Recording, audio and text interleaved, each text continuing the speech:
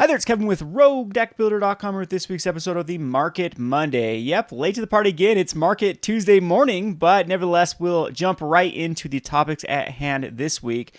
The first thing I want to talk about, and I guess it's the overall theme of this video, is just the really bad takes for products lately that has been coming out of Wiz The Coast. Every time you think that they've turned things around with decent products like Brawl, then you get hit in the face with something like this Commander 2019 list that has just been released. So let me explain what Game Nights is. There's a version of Game Night 2018. It's sold so horribly bad that distributors have been giving them as throw-ins for other products.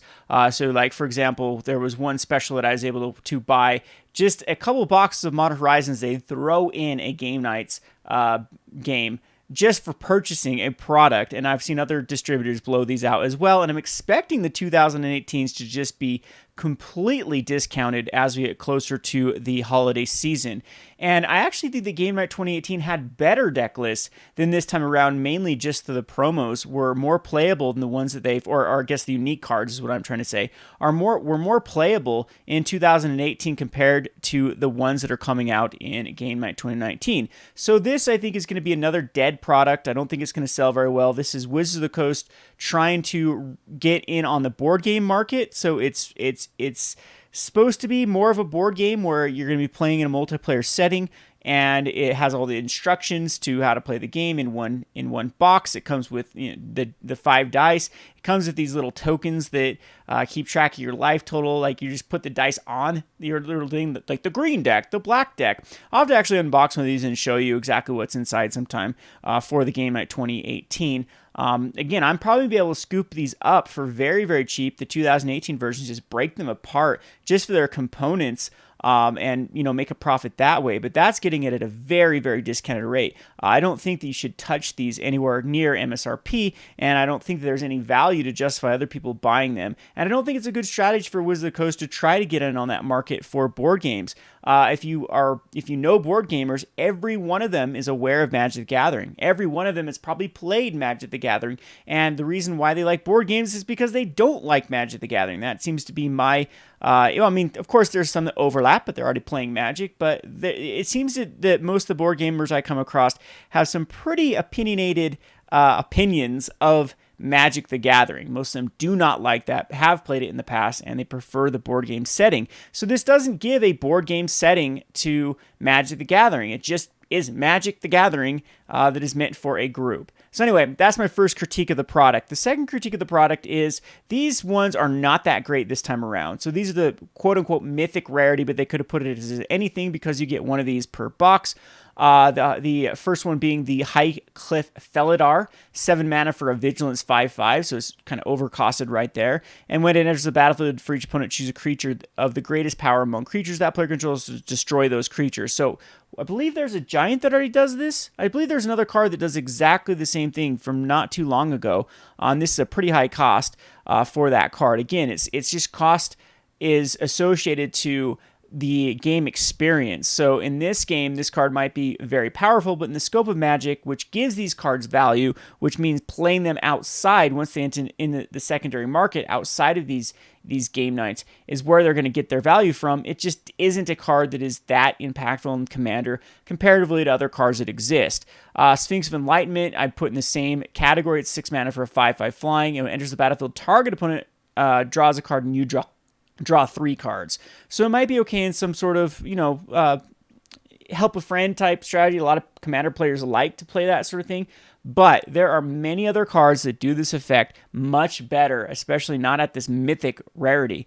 The next one being Calculating Lich. Whenever a creature attacks one of your opponents, that player loses 1 life. Kind of neat little effect in Commander because it only triggers off of attacking your opponent, so if they start attacking each other, they're going to be losing life. The Fiendish Duo, a 5/5 for 6 first strike, kind of weird on a red card. If a source would deal damage to opponent, it would deal double that damage to that player instead. I think this one's kind of the better one out of the mix, but again, this is nothing new to many of these type of effects already exist. And the Earthshaker Giant, a 6/6 trample. When it enters the battlefield, other creatures you control get +3/+3 and trample until end of turn. So again, this one's actually the most interesting one because it does seem to be right on par with some of the other cards that do this sort of overrun effect on a creature, on a blinkable creature. So Elf Ball probably will want it. So again, some of these are okay. I'd say that these two on the bottom are the better ones, the Fiendish Duo and the Earthshaker Giant, and the High Clever Felidar and the Sphinx are really, really lackluster with Calculating Lich in the middle.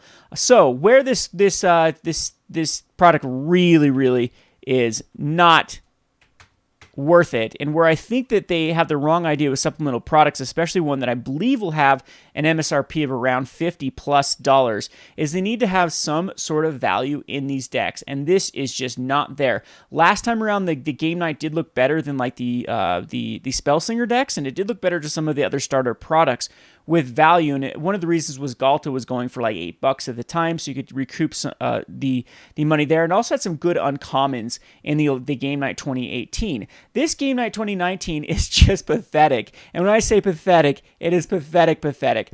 One thing that I also think that Wizards of the Coast doesn't need to do is go back to sets that were just rotated and reprint those cards, and in a nutshell, that is this product. It is going back just a few sets. We're looking at the Kaladesh block, Amonkhet block, and even Ixalan block for cards that they chose to reprint, maybe some cards from Origins here and there. So let's take a look at the white deck. So the white one, we have some garbage cards like even like Pacifism for cards that you could put something like the one out of Theros, the one that just exiles a permanent for 3 mana. Why can't I think of the card? But anyway, that would have been at least a better thing than Pacifism. Pacifism is quite weak of a card to begin with. Cards like Mighty Leap are pretty bad in multiplayer decks to begin with. Just one creature gets +2 flying. It just seems a little bit out of place in the deck. I mean, take Vengeance, one of the, it's a pretty terrible removal at sorcery speed. There's just not, I mean, these are right out of the intro packs. This is the type of cards they put in intro packs. And then we can go down and start looking at the uncommon choices. Not a lot of stuff here. The thing that also you start looking at is many of these have been reprinted already. I mean, I guess they're uncommon. It's not that big of a deal that they've been reprinted, but look at them. All of them already had a reprint here. We get to Patron of the Valiant before there is any sort of reprinting. And the Consul's Lieutenant. We have kind of this low to the ground aggro strategy in white in a multiplayer deck that's not going to work, in my opinion. That's typically not where you want to be, especially with a card that is going to be a 6 mana to wipe your other opponent's creatures. We get to the rares. We have Sephara, Sky's Blade, which is really out of just left field here, because look at the lack of flying creatures in this deck. We have a flying creature with the Step Glider. We have a flying creature, the Patron of the Valiant, which is a 5 mana spell. We have a Griffin, which is a 4 mana spell, just a 1 of, and then a clear up to a Zatalpa for an 8 mana spell. So Sephara, that wants to be ramped out to give all the other creatures with flying indestructible, and again, wants to have its cost reduced, is one of the chase rares that doesn't even work in the damn deck. So it's just, this product is just pathetic on so many levels of value, of design, of I'm sure the experience is just miserable with playing these decks together. Again, I haven't played the 2018s against each other. It just seemed, again, to be a wasted product to unbox and try to get an experience out of for any sort of Magic player that has any sort of knowledge of the game. There are better ways to do it at that point. This is just not a product for anyone, in my opinion. So we have a Loxodon Life Chanter as a bulk rare. We have a Kythian's Irregulars as a extremely bulk rare, and Zatalpa would be the rare that would supposedly have the most value in here, other than it just got a reprint in Commander 2018. So all those opportunities to maybe slip in a card that needs a reprint, then this deck would be a perfect one. They don't even have to kill the value. They just need to put $50 of value in this product, and people aren't going to buy it just to break down the cards. But at least that people could get a baseline of some sort of value. They'll actually get back the money they put in, rather than just some accessories that they're not going to use later down the road. Like the box is pretty flimsy, the dice are pretty generic, that kind of stuff. Let's go over to the blue deck. The blue deck also is pretty bad. So we look at the rares that they decided to go after in this spells. It's the Engulf the Shore, which just got a reprint in a dual deck, which also is from the Shadows over Innistrad. And so it's not that old in the scope of things, not worth anything. Engulf the Shore. we have the next rare that we come across is going to be River's Rebuke, a card that just rotated. At least this particular blue deck seems like it does interact better than the white decks do.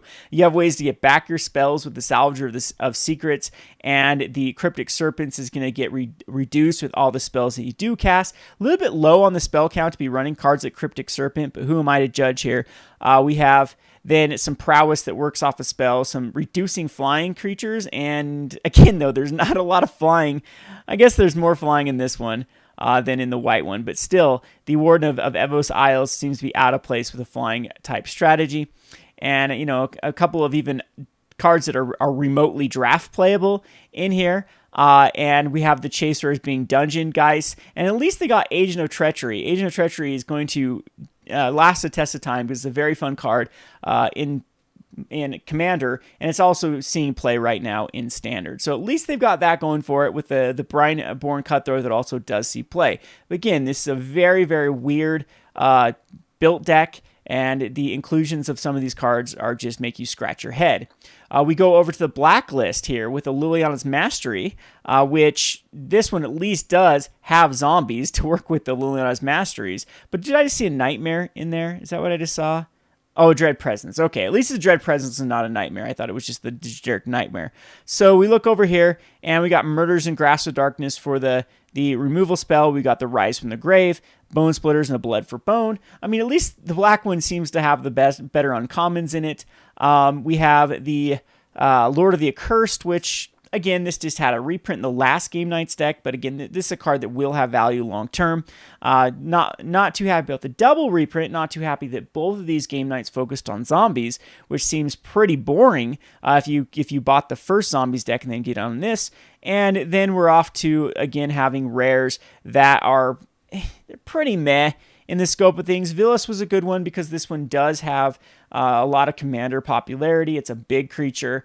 This deck, I think, needed ways to throw it in the graveyard right off the bat. I guess they do with the Crow of Dark Tidings to at least get the Villas in the graveyard to then Blood for Bones and Rise from the Grave. But again, there's not a lot of that aspect going on with it. And yeah, this one is the biggest win so far in the deck. The Torgar Famine Incarnate, which just rotated, has no value. Dread Presence it's a good card again in Commander. This is one long term, which is I think is good. So these two were decent inclusions. I guess the Liliana Mastery too, but look at it. It was just in the last Game Nights, same theme, pretty boring. Let's go off to the red one, which has basically no spells. It's all creatures in this particular one with 25 creatures. We have a Lightning Strike, a Shock, a Chandra's Outrage, and a Brute Strength, with some land destruction in here with an kind of an act of treason.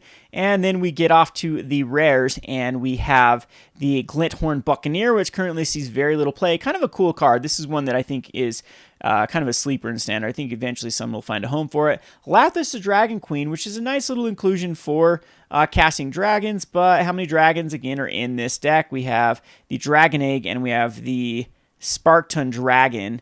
So not a lot of synergy with the card that you want to be, bombing out. The Occam Hellkite has 0 value, and the Drakaseth Maw of the Flame, which is a big dragon, and this one does see some reanimation in Standard at the moment. So these inclusions, this red deck also would have been okay if they would have put in some cards that did make more sense and gave it a little more reprint equity than what was at hand. Then we have the green deck, which does have some neat cards if Galta Primal Hunger wouldn't have been reprinted a bazillion times. So I believe this was in the Spellslinger decks. This was in the last year's Game Night decks, and it was in one other place as a reprint, and now it's getting another reprint in the form of this Game Nights. We have the Voracious Hydra. This is a fun card right now in Standard, so again, this was a good inclusion in the deck, but they could have put focus more on the Hydra theme here, and then put the one that actually reduced the cost of Hydras in the set. Maybe what these decks were really missing was a Planeswalker. All they really need to throw in is one Planeswalker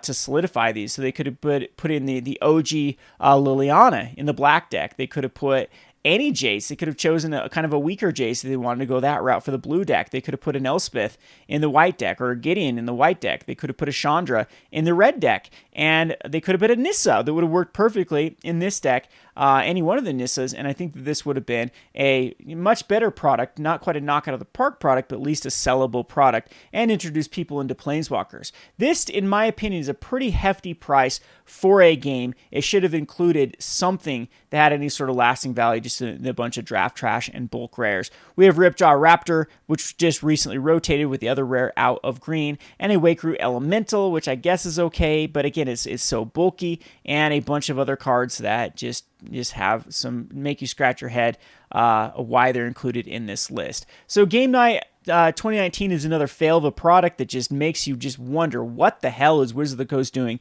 in their reprint department. There are a lot of cards that do need these subtle little reprints to be put in. I liked how they put like Aggressive Assault in one of the what was that, the Nicol Bolas little board game that they did last time, or was the Ixalan little board game they did last time around.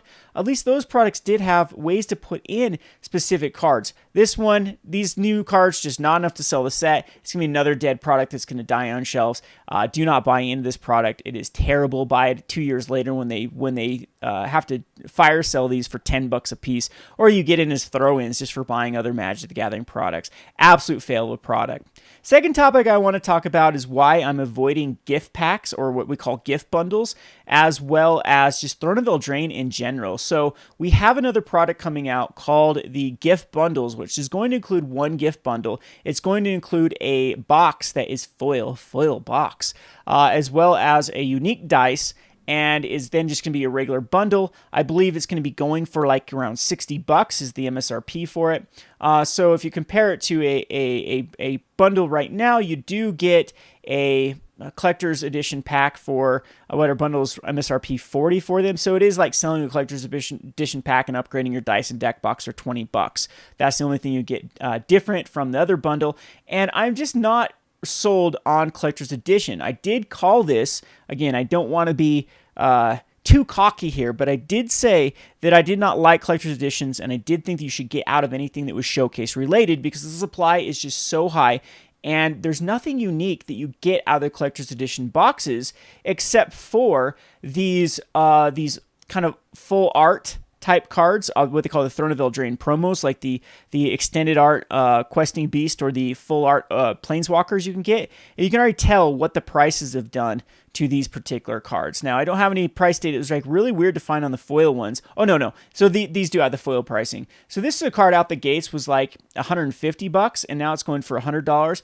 And actually, if you go over to TC Market, there was plenty of them for $78. So the price of Questing Beast, which was one of the most expensive cards you could get out of the collector's edition pack, is now gone down to it's halved its value within a week of how much it's worth. And one of the reasons why I didn't like these, if you actually look back at the masterpieces, the expeditions, the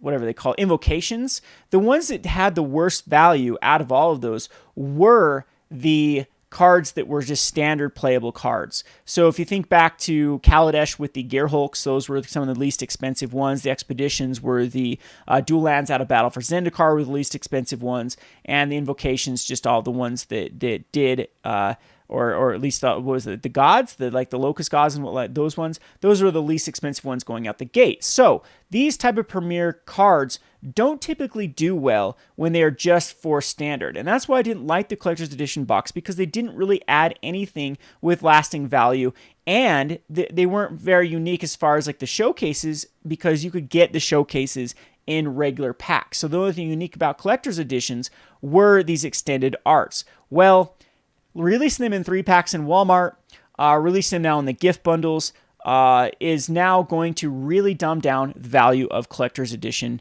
packs. I think the majority of the supply will probably be coming from those type of outlets. So the Walmart 3-packs and the gift packs will probably have an overall more quantity in total than those one and done collector's edition booster boxes that you were able to get on pre-order from your local game store. So again, look at these prices. There's really nothing to justify the prices. I think you get one foil one per collector's edition box. So are there 20 packs in those, or I can't even remember how many are in those. It's been it's been such a dead product. I haven't really kept up with it. But you can see like even Garrick's, a lot of these do not hold a decent price tag for these extended type art. They're too common. There's too many of these out there, and the prices have been continuing to drop day over day, week after week. And I don't see this stopping anytime soon. I think that just one collector's edition pack per gift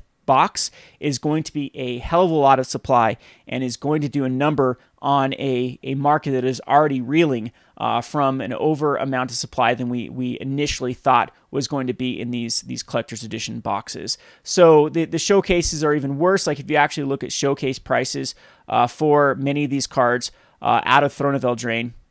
So let's just take the Murderous Rider. Look at Murderous Rider, by the way. This is a card that I did say was just going to get crushed in any other showcase because of just how common the showcase versions of this card is. This one is another card that's halved in value since it's week one when it was up to, well, not quite half. It was up to $13.50 and has gone all the way down to $8.50, and I expect this to continue to go down. If you actually go to TC market price, it gives another, and even Card Kingdom paints another picture that is a whole nother dollar less than mid, which is not a good sign for the most played card in Standard at the moment, Murderous Rider, at least from Throne of Eldraine. It's the most played card. So like I said, it's very, very tough for cards the rares in the latest set, especially first set, to hold over a $5 value, and we're starting to see that with Murderous Rider. And it's just going to show even a worse picture when you actually look at like the showcase versions. It's hard to find the showcase versions, but if you go over to TC Player and actually click on Murderous Rider Showcase. These are difficult to find. That's another thing I can't stand about having a bazillion Pokemon different versions of cards. You have to go like Murderous Showcase is how I found it last time. Yeah, and you can also see that this card is just dropping in value. It's about $8, so it has slightly higher value than just the regular version of the card. And if you can come over here to foil, I believe they're going for what? Yep, $17, $18 for the foil version of the Murderous Rider, which isn't that good of a multiplier, and it's going to continue to go down. So I don't think that you should be investing in these particular cards. I don't think you should be collecting them right now. We have a long time for the draft format, which these things can be opened, that most of the cards that have the value in the set right now still can be opened, and they're just going to get crushed in value as the next set doesn't come out till the next year. That's why another reason I don't like first sets in the Standard season. It's the longest time period. Every other set has a short time period for when other sets are released. This one is the long time period. So all those drafts, all those kind of limited seasons just really flood the market with first set cards, and it really reflects in the prices of specific cards, especially when you actually look at a card that sees as much play in Standard right now from Throne of Eldraine as Core 2020. The Core 2020 will have like sometimes as much as a 2 or 3 times multiplier based on rarity, just with how scarce that card is comparatively to the first set cards. So again, stay away from the gift boxes and the collector's edition, and in it to a point, the Brawl decks. Brawl will be a topic for another day. Brawl, we have to see the actual quantity that's coming out. Apparently, it's going to be quite big. They had a great response in the Target's Walmarts that want a restock of them. They need a product that will sell well. They typically do restock like Commander sets because they make great gifts. And I'm thinking the same thing with Brawl. I think the restock is going to be greater than the original for both of those, Commander and Brawl. So those are two other products also that I'd be very, very careful pulling the trigger on when they do re-release. I do think they're going to be great opportunities to pick up specific singles from both of them, Commander 2019 and the Brawl, once the dust settles and the supply really hits the secondary market, because there are good things in both of those sets, but just be very, very careful. We're getting thrown a lot of product here come Christmas that I don't think the market's going to be able to absorb the way that Wiz The Coast is going to think that they're going to absorb. So that's kind of my topic for this week, is just the products are just, we have some bad products that have been thrown on us in the last bit. I'm not a fan of collector's editions, not a fan of these deluxe editions and gift bundles, and to a point, like Brawl was only a success because it had the card that every Commander deck needs in it, and I don't think it's going to be able to hold up long term. Arcane Signet's another. Let's just check that price real quick, which is is really surprising me that it's hit this low without the restock. So, I mean, this I expected to hold the entire value of the Brawl decks and has gone down to 11. And I think one of the reasons, too, is there was many of these in the collector's editions. And I think you can get the Arcane Signets as well in the promo packs. So what I mean by those is what your local game store gets to run events. You can get the Arcane Signets, and that's really decreased the value of this particular card. So what I'm trying to say is the supply is going to be greatly exceeding the demand on most of the products that Wiz The Coast has put out, especially things like Game Knights and Spellslinger decks. These are garbage beyond garbage beyond garbage. We have too many beginner products, Planeswalker decks, Game Knight decks. There are not enough beginners to swallow up all of these products, and it's just, I wish Wiz The Coast would step back on these or at least put something in to make these actually fly off the shelves that, at least sell off the shelf. Not even fly off the shelf, just make sure they actually sell before they rot on the shelf. Again, I'll give you an update on how much I can get Game Nights for, but I'm Game Night 2018. I'm expecting to be able to get Game Night 2018 for pennies on the dollar within the next few months, as distributors don't want to be stocking them anymore. They're dead on the shelf. They've now released another product that's supposed to replace it. It's basically the same thing. I mean, even the archetypes are the same damn thing. Just scratch my head about this horrible product. Anyway, this has been Kevin with the Rogue Deck Builder for the Market Monday on a Tuesday, as tradition. I'll be giving another market video later today on the Rogue Market channel. And if you haven't seen, we've actually started another channel for just box openings. So I'm going to do one market-related video on Rogue Deck Builder, maybe like one product opening per week, and cap it at that, and then go to my secondary channels if I have more things to talk about. That way I can focus more on brews for the Rogue Deck Builder, which we will be getting back to brews. It's been pretty hard for me to tape like gameplay because I keep getting interrupted. Usually I'll do it at the store and I have to run the store. So that's why you've seen a lack of gameplay. I'll start to record videos and then the whole video series will get messed up with me having to, take a hiatus and help a customer or something comes up. So what I think I'm going to do for the going forward for Gone Rogue, or for Rogue Deck Builder, is for the brews, is just give a deck tech and give some highlights of the games. And then when my life can settle down, maybe we can get back to streaming. Maybe we can get back to actually doing gameplay. But I think that's going to work better for me. I'm going to try to fund a new editing computer. That way that Zach can have a computer he can edit on. We can actually get another person in that we can do double the work for the 3 channels. And we'll be selling a ton of cards to fund that project. So be looking for a list of cards that you can help us get going on that project. We have a lot of exciting things that we want to start doing and really bring back the brews to the Rogue Deck Builder channel. Hope you enjoyed this video. This is Kevin with the Rogue Deck Builder. Thanks for watching.